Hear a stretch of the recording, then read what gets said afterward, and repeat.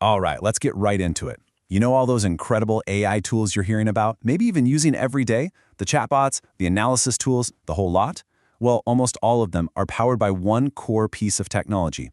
It's called the transformer. And today, we're going to break it down because really understanding how it works is the key to using it well and using it safely. So here's the big question, the one that really matters. How on earth did AI get so smart? How did it go from just being a fancy keyword search to, well, to actually understanding things? Like getting the context, the nuance, even sarcasm in a sentence. It feels like magic, right? But it's not. It's actually a brilliant piece of engineering. To really get it, you've got to look at how things used to be. The old way, well, it was slow. Imagine an AI trying to read a sentence one word at a time in order. It created this massive sequential bottleneck. It's like a traffic jam for information. By the time the model got to the end of the long sentence, it had pretty much forgotten what was at the beginning. The big picture? Totally lost. And then, everything changed. In 2017, a paper came out with this formula, and it was a total game changer. This is the blueprint for the transformer. It's built on three core ideas: self-attention, doing things in parallel, and something called positional encoding. Now, this isn't just some boring equation. No, this is the recipe, the secret sauce for how modern AI actually thinks. So let's tear it apart and see how it works. Okay, Section 1, the formula itself. This blueprint is so brilliant because it didn't just solve one problem, it solved two huge ones at the same time. First, how to understand the crazy, complex relationships between words. And second, how to do it all super fast, at a scale nobody thought was possible.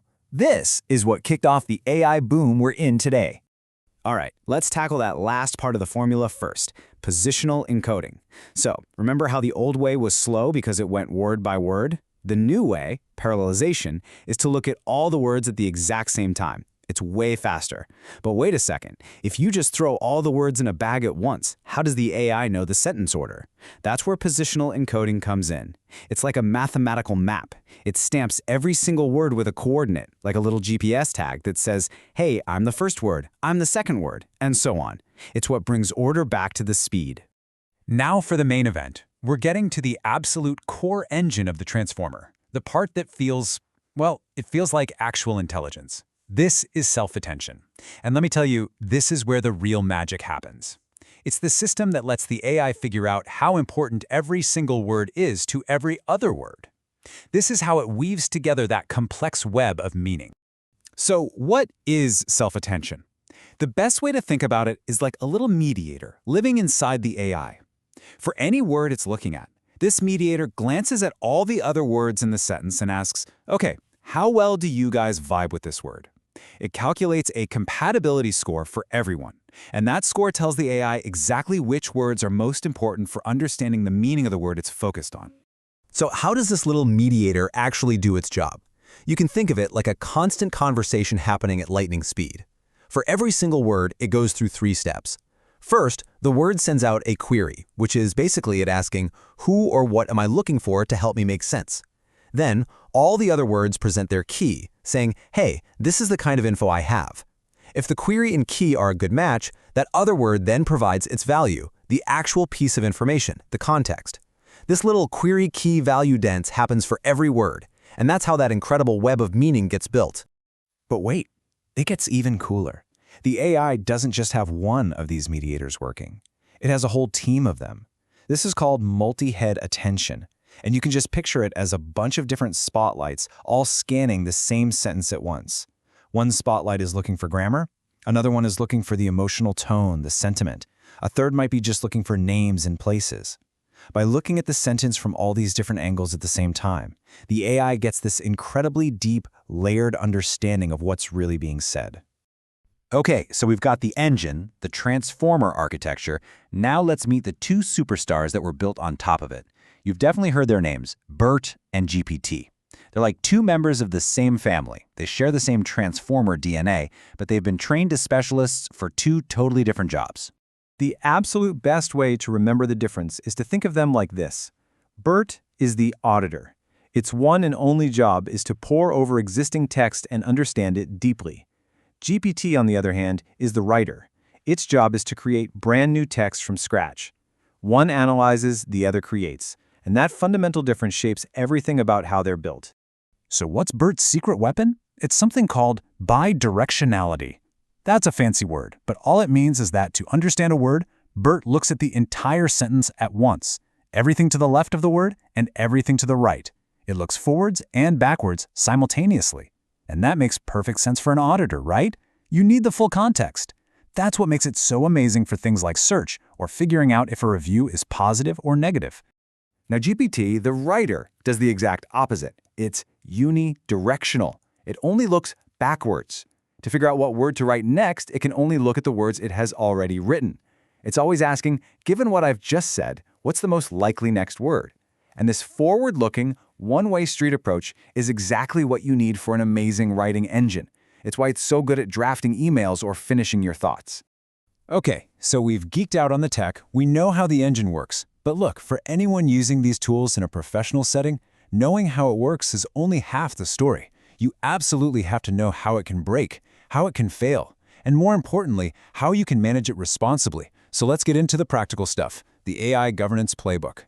First up, the big one you've probably heard of, hallucination. At its core, this is when the AI just makes stuff up. It's basically a glitch in that self-attention system we talked about. It connects the wrong words, follows a bad path, and spits out an answer that sounds incredibly convincing, totally plausible, but is just flat out wrong. And you can see why this is a massive risk for anyone who needs facts to be, well, facts.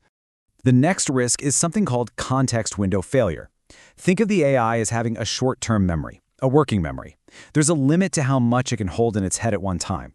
So if you give it a really, really long document, a huge report, a massive legal file, it can literally overload. And when that happens, it just starts dropping information from the beginning to make room for the new stuff. It forgets. And that, as you can imagine, can lead to some huge mistakes. And then there's a really weird one called catastrophic forgetting. This is a risk that comes up when you try to make the AI a specialist. Say you train it on nothing but complex IRS tax codes for months. It'll get brilliant at taxes, but in the process, it can actually forget basic common sense. It's like it unlearns how to reason about the everyday world.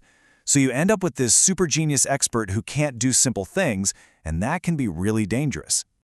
Okay, so those are the risks. It sounds a little scary, right? But don't worry, we have ways to manage them. This is your governance toolkit. There are 3 key strategies you need to know for using AI responsibly: grounding, fine-tuning, and the all-important human in the loop. Grounding is your #1 weapon against those hallucinations. It's pretty simple, really. You basically put the AI on a leash. You tell it, you are only allowed to answer questions using information from this specific trusted document. We call that the ground truth. That way, every single thing it tells you can be traced back to a source. It becomes auditable, verifiable, and you know it's not just making things up. Next, there's fine-tuning. This is how you create that specialist we talked about, but you do it carefully. You can think of it as sending a smart, general AI on a specialized internship. You feed it your own private data, maybe all your company's internal reports or legal documents, and it becomes an expert in your world. The key, of course, is to do it while keeping an eye out to make sure it doesn't suffer from that catastrophic forgetting we mentioned. And that brings us to the absolute golden rule, the most important part of this entire playbook, human in the loop, or HITL. This one is simple and it is non-negotiable. It means that at the end of the day, a real human expert has to check the work. They have to provide the final sign-off. The AI is an incredibly powerful assistant for sure, but the accountability, the responsibility for the final answer, that always, always stays with a person. So let's wrap this all up. The Transformer is, without a doubt, one of the most powerful tools ever created. But we have to remember, it is just a tool, and any tool is only as effective and safe as the person using it. The tech can do a ton of the heavy lifting, no question. But that final step, that critical human judgment, that final verification, that's on you. So the real question to walk away with isn't, what can this amazing AI do? The question is, how will you make sure it's right?